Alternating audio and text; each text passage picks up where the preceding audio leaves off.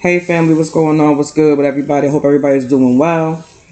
I'm just coming at you with this voice recording because I was going to post this on the book like I've been posting, my other posts, but I understand and acknowledge the fact that, some people have short attention spans, and I'm trying to help with that because the things that I'm posting, I want people to be able to read and learn from it, but a lot of people get swayed away because they look and go, oh my God, that's a lot of reading. Some people are lazy. They are not accustomed to, taking the time, settling down and reading anything. They want things quick, fast, and in a hurry. But again, like I said I was going to post this video, this voice recording rather, in order to give people the opportunity to hear the things and what I'm speaking about, via this way versus them having to sit down and read. So I wanted to talk about some ways to guard your energy, and just get into the fact that a lot of people are talking about how they're feeling tired, they're feeling drained, and they don't know why. They've slept for 8 to 12 hours, they still tired when they're awake. People need to understand that it's because they're being drained of their energy via many different ways. And I'm coming to you to put out there some of the ways that their energy is being taken away from them, whether they realize it or not. So I hear a lot of people talking about celibacy, but a lot of the times when people are speaking about celibacy, it's almost as if they are just acknowledging the physical, benefits of celibacy, where there is multiple different benefits of celibacy. Some being spiritual enlightenment, some being emotional understanding, some being mental understanding, or whatever have you, and the like. So celibacy really is sex is a powerful energy transaction, and it shouldn't be practiced by everyone or with everyone, especially if you don't know what you're doing. Just because you can have sex, it doesn't mean that you should have it. And we need to understand and become familiar with the fact of, doing something all the time or having something all the time is not good for you. We need to understand this, get this embedded. This is not just a physical exchange, but it creates bonds powerful enough to induce both positive and negative changes and or results depending upon the user. You'll learn a lot about a person, including yourself, if you spend time checking intellect, morality, spirituality, desires, and etc. Taking the time to learn and understand or overstand a person can tell you what you want to know to make the best decisions as possible without all of the attachments having frivolous sex can create. You can't keep doing the same things and expecting a different result. Anyone not willing to take the time to get to know you or you them is not worth your time at all. Save yourself the headache and heartache that frivolous sex can bring to you. Guard your peace. This is, the benefits of celibacy. And it's not exhaustive. It's more, but this is covering, a major part of it. Seclusion is another way to guard your energy. If you're not comfortable being by yourself or enjoying your own company, that's a major problem, family. If you can't be around you, then what makes you think somebody else is going to want to be around you? Seclusion gives you an understanding, of who you are. Voluntary confinement brings much needed spiritual insight and instructions, aka downloads, that you would miss with all of the outside noise. Everybody wants to believe that seclusion is a bad thing. You got to be outside. I'm outside with it. You understand what I'm saying? But being outside all of the time is not a good thing. Seclusion helps with recharging your energy, and it's also a way to get to know yourself better. It's also a superfood for discernment, which is something that I speak about on a regular basis. Discernment is key. Discernment is required, you know, when you're going outside, when you're being around different people, when you're in certain environments or whatever have you, because it can signal you to, you know, people that maybe you shouldn't be speaking to, places that you shouldn't be going. You know what I mean? It's like a warning. You know, this person is not for you. That person is not for you. Get out of here. This area right here, you know, something bad is getting ready to happen. But you can't acknowledge discernment if you don't know what it is.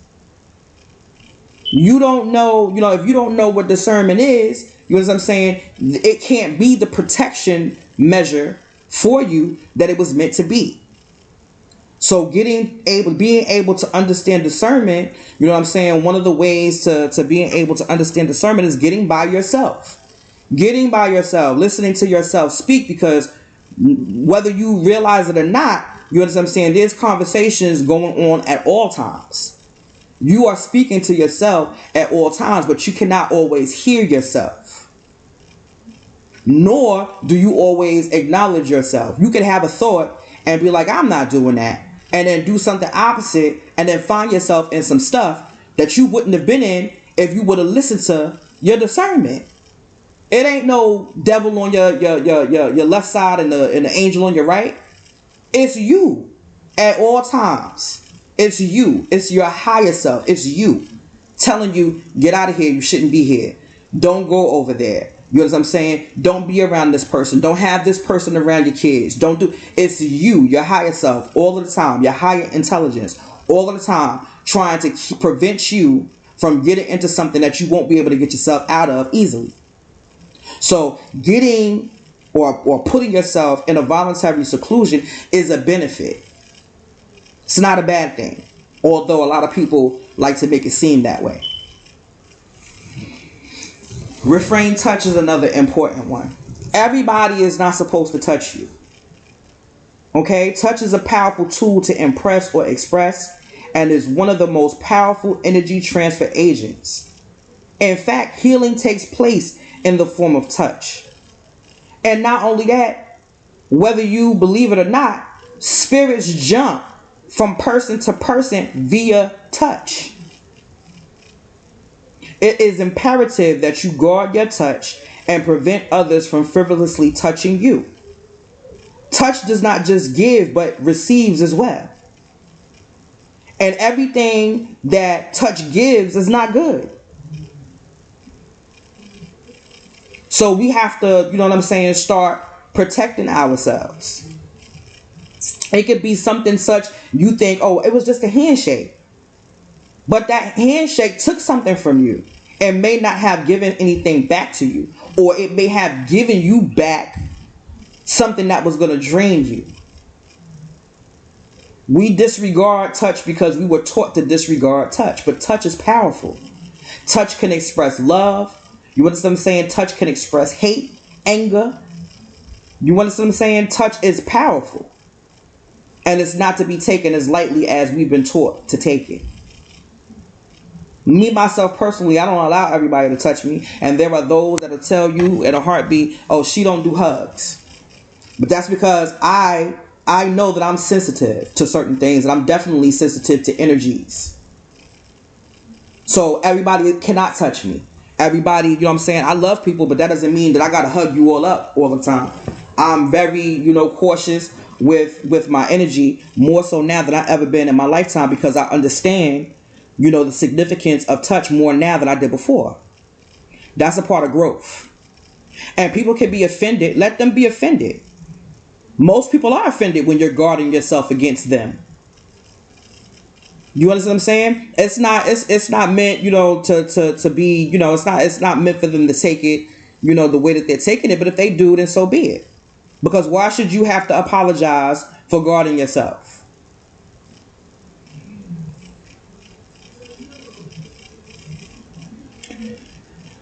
Mingling with like minds or entertaining higher level minds or higher level conversation is another, you know, it's another importance in guarding your energy. because it breeds increased spiritual thoughts and perceptions. It opens the third eye, as well as promotes elevation. It is a positive on positive exchange, the true give and take. I give you something, you give me something. And it's not just I give you something, you give me something. It's I give you something and you give me something back of equal value. This is the positive on positive. This is the true positive on positive exchange. Because I shouldn't be constantly giving you and giving you and giving you positive, you know what I'm saying, and you keep consistently giving me back negative. That's not how it's supposed to be.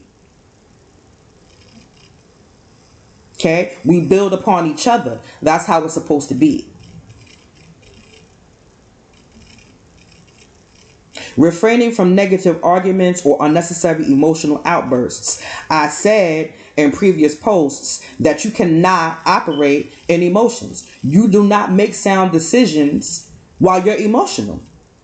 You don't make sound decisions when you're erratic. Arguments are not just arguments, family. It's not just an oral exchange. It's an energy exchange that usually leads to physical exchange, draining both parties and causing more negative charges such as hate or contempt, bitterness, anger, envy, just to name a few things. But mainly it's a door opener for other negative exchanges.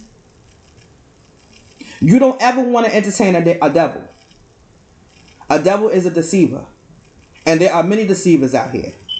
You don't ever want to entertain one. And if you come across one, you want to be able to identify, number one, and then exercise the ability to be able to remove yourself from an exchange, you know, and which could open doors that you didn't want to open.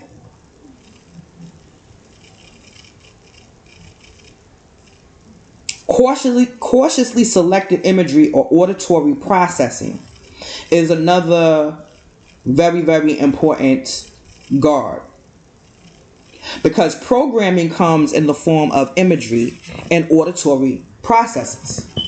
Typically, people believe what they see and hear and creates perceptions about people, places, and things. The things that fill our minds via sight or sound can manipulate our thoughts and influence our responses and our behaviors, which causes us to react irrationally or out of character.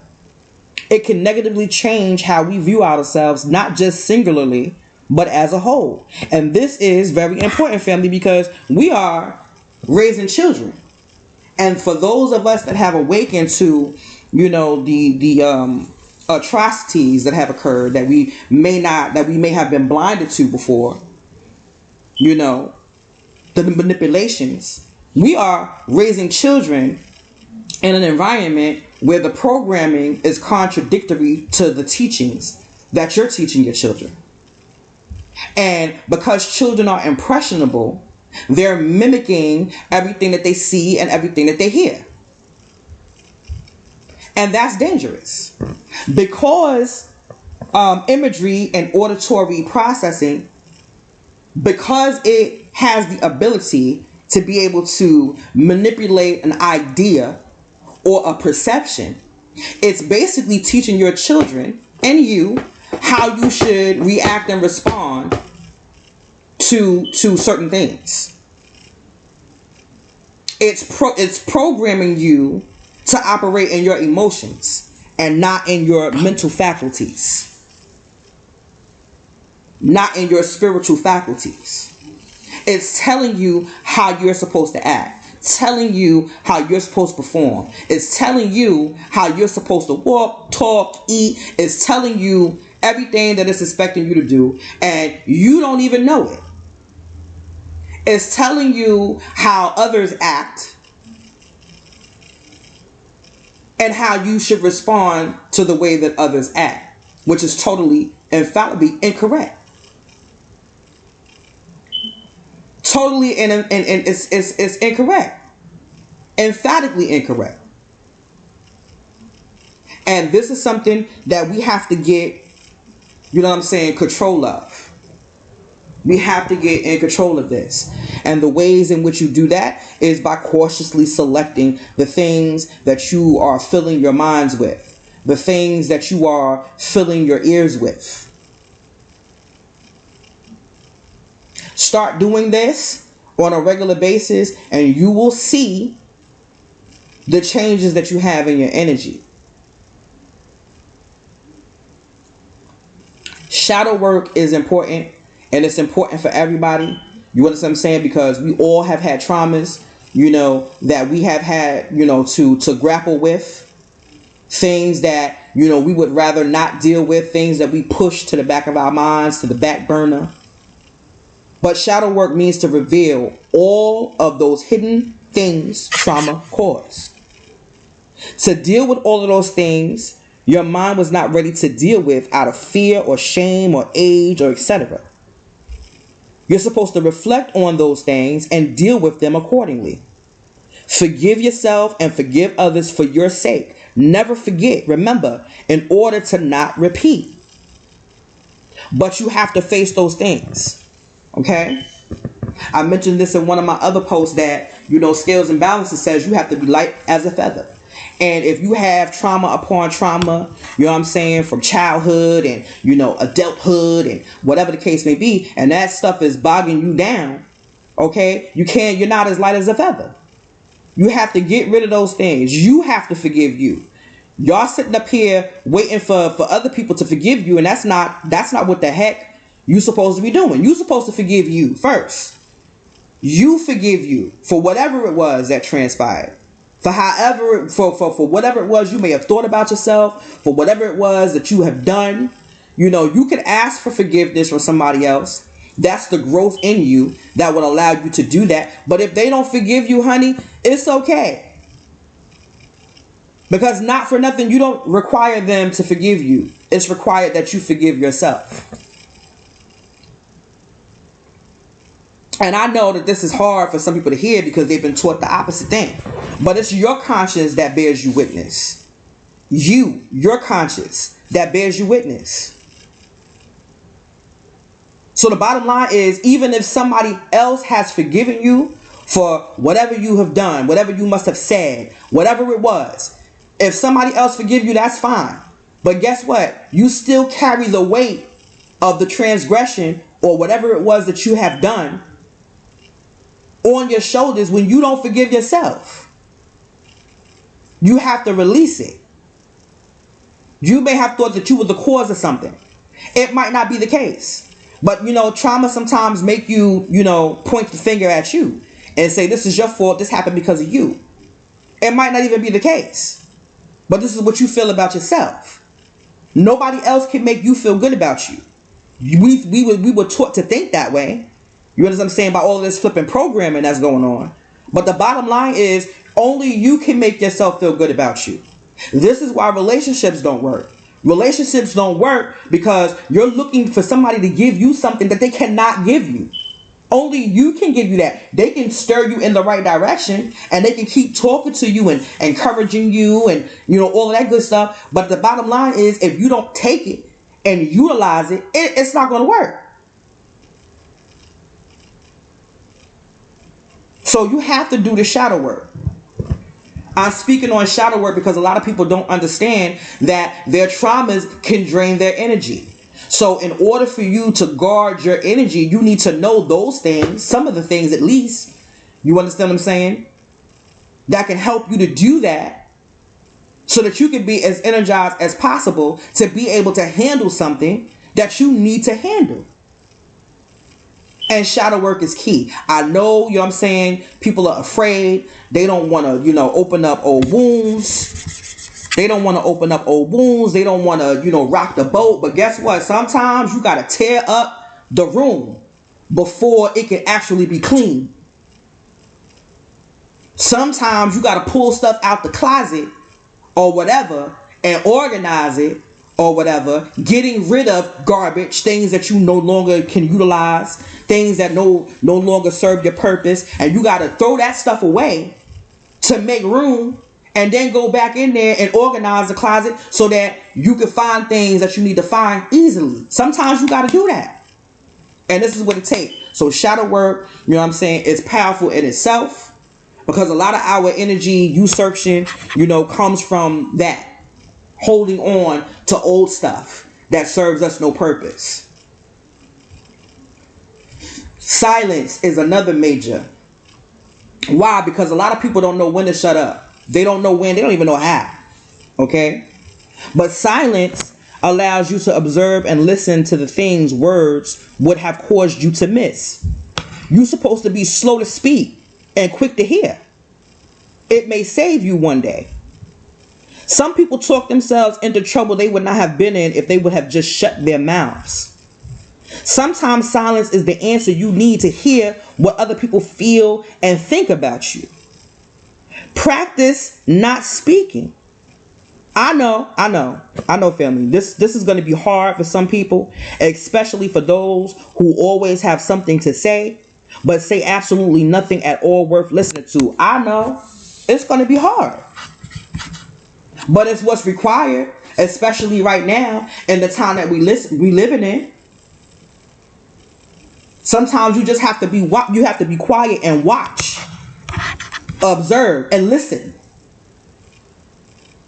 Because you can find, the majority of the questions you wouldn't even have thought to ask. You would find the answers to the majority of the questions if you just be quiet and listen.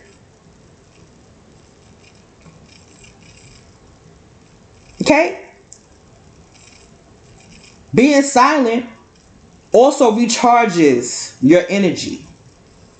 It recharges your energy. It's one of the fastest ways to do so.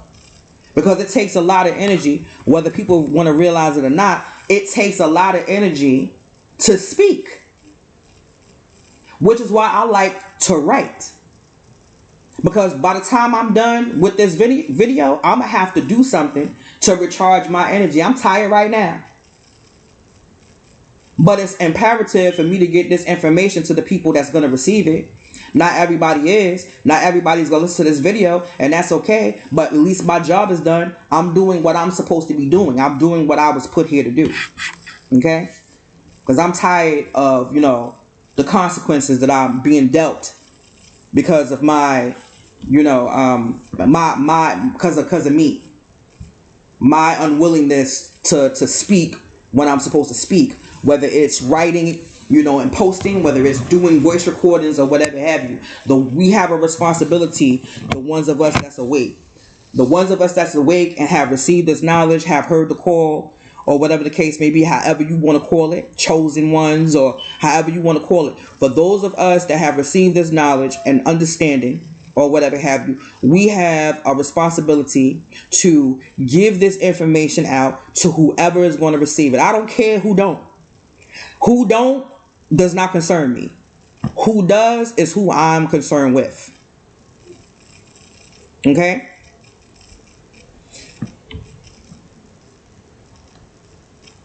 These are just a few things, that could help with guarding your energy. But the list is really, it's exhaustive. It's way more that you can do to guard your energy.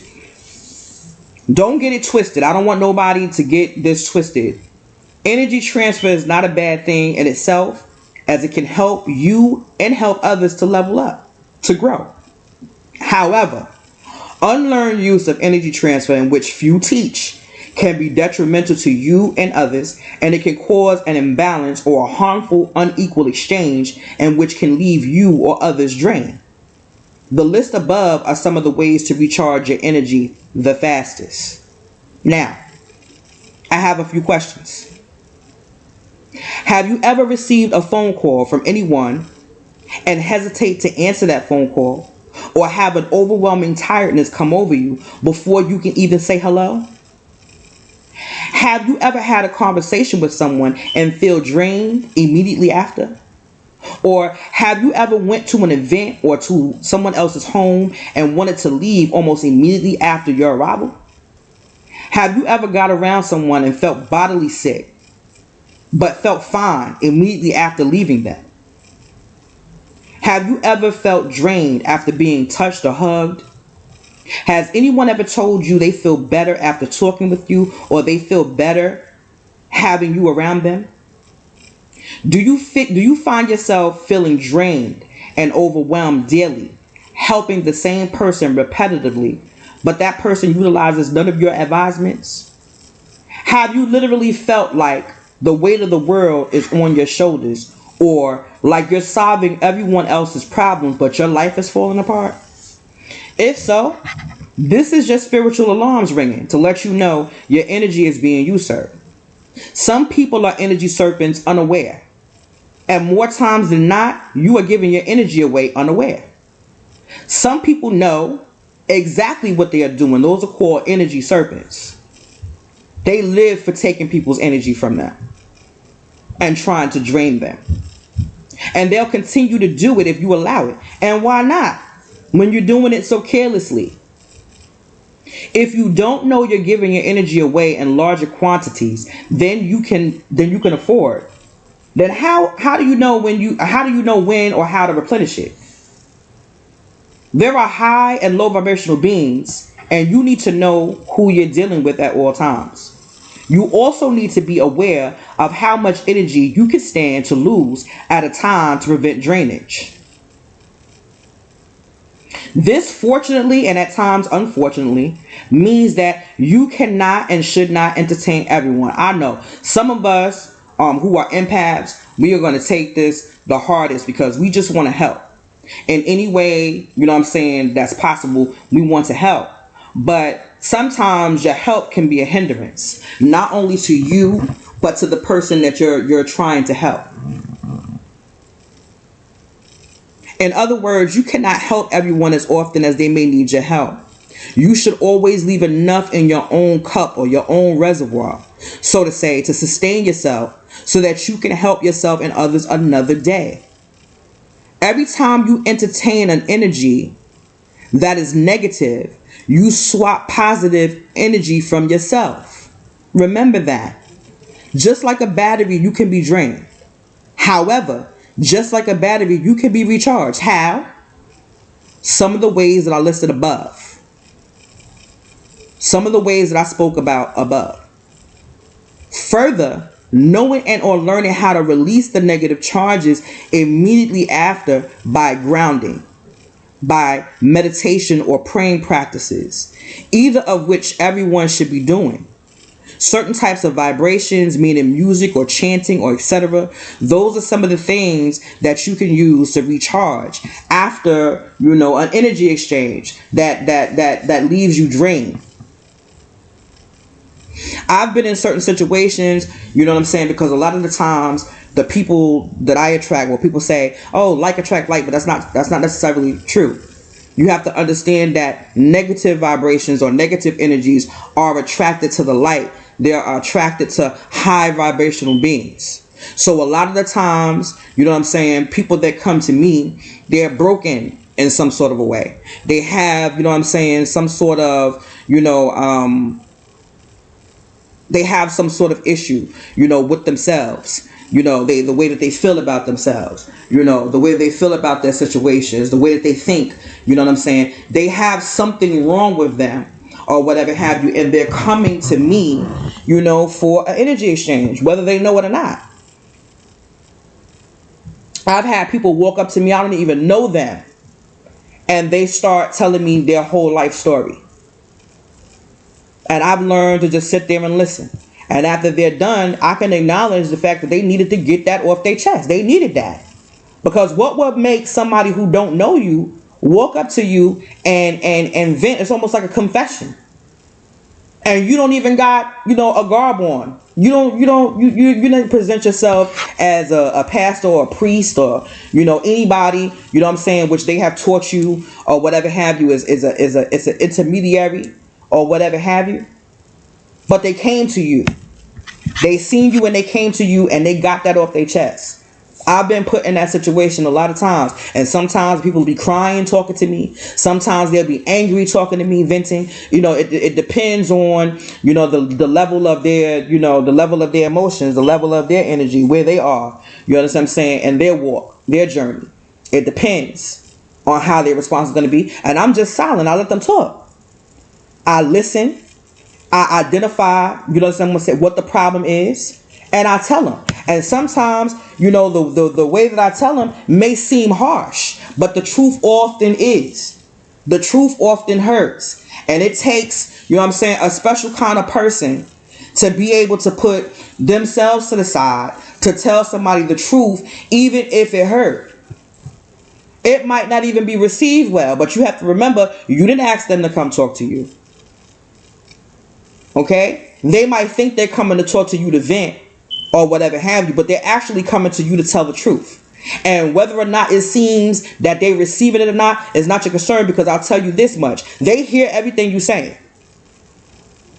Whether it's now or later, they're going to acknowledge that. And they may come back to you again and say, thank you, or you was right, and this was how I'm feeling, but I didn't mean to, they might apologize to you for how they come off at you for giving them the truth. But that is just, that is the hand that we was dealt. This is what we got to deal with. So at the end of the day, this is the job.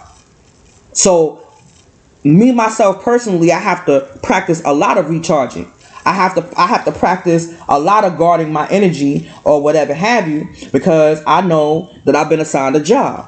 So it's my responsibility to develop ways that work for me or whatever have you in order to recharge myself as frequently and as fast as I need to.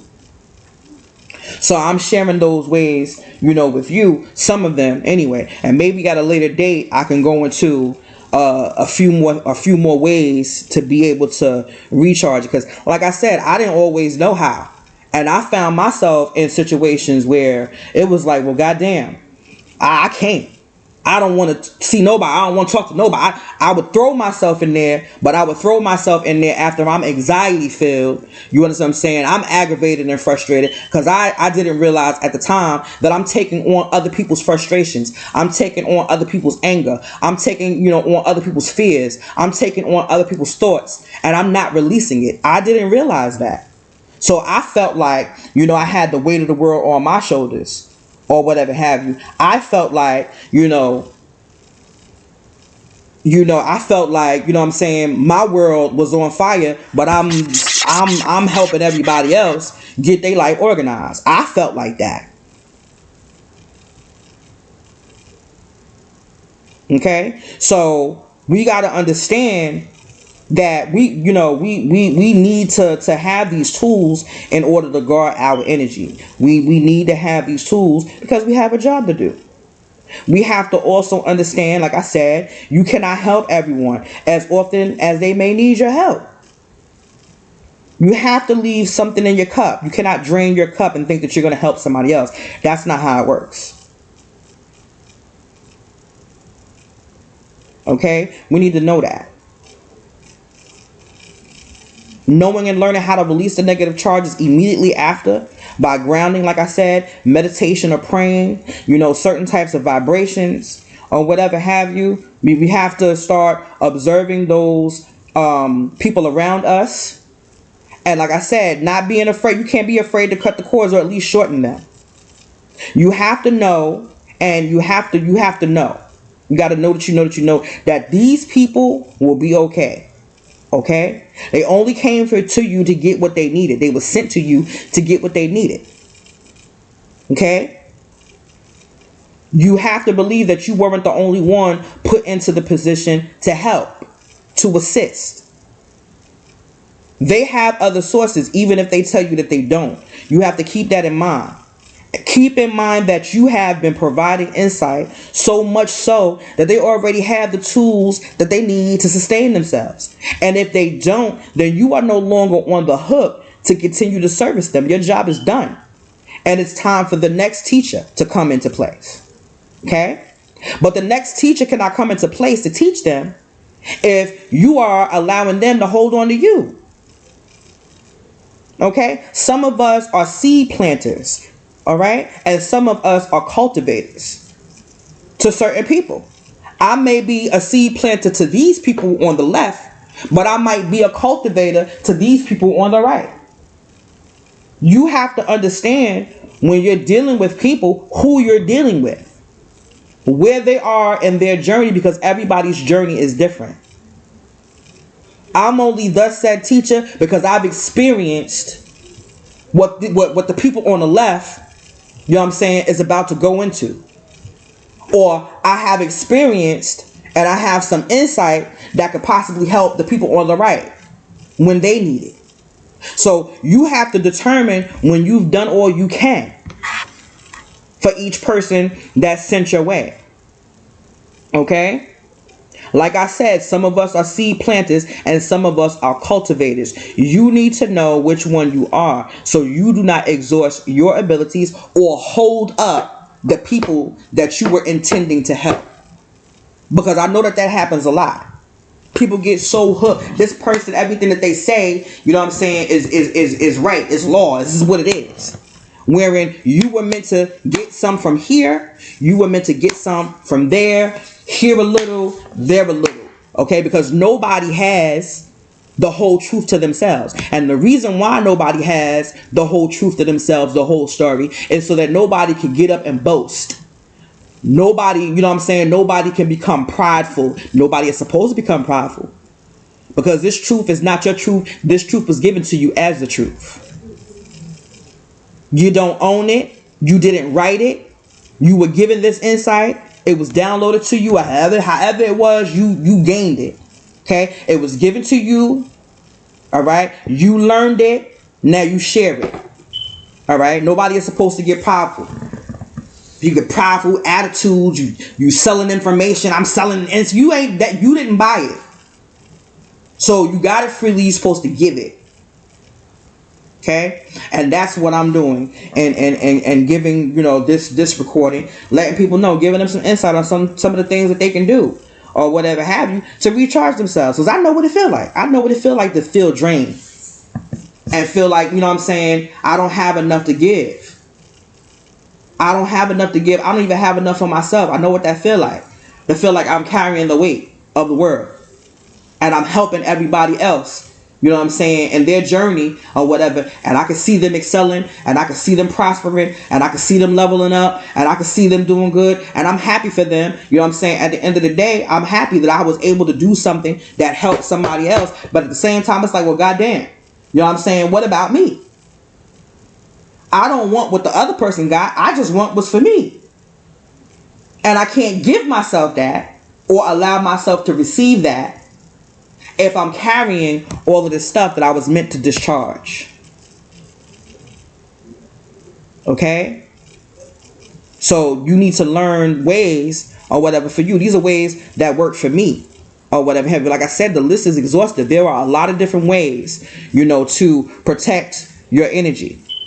There's a lot of different ways to reserve it or whatever have you. You have to figure out the best means for you, whether it's for you to take a walk or whatever have you, whether it's to pray for that person, you know, that just loaded you up with, you know, all of their worries and concerns and, you know, whatever the case may be, whether it's you spending time in nature, whether it, you know, however, whatever it takes for you to discharge that, because what we need to understand is whatever negative energies that we don't discharge, it sits on us and it attacks us physically, whether that be high blood pressure, diabetes, whether it be kidney failure, whether it be, you know, lung disease, cancer, tumors. Those things, they might not tell you, but those things is caused by negative energies sitting on you that you don't release.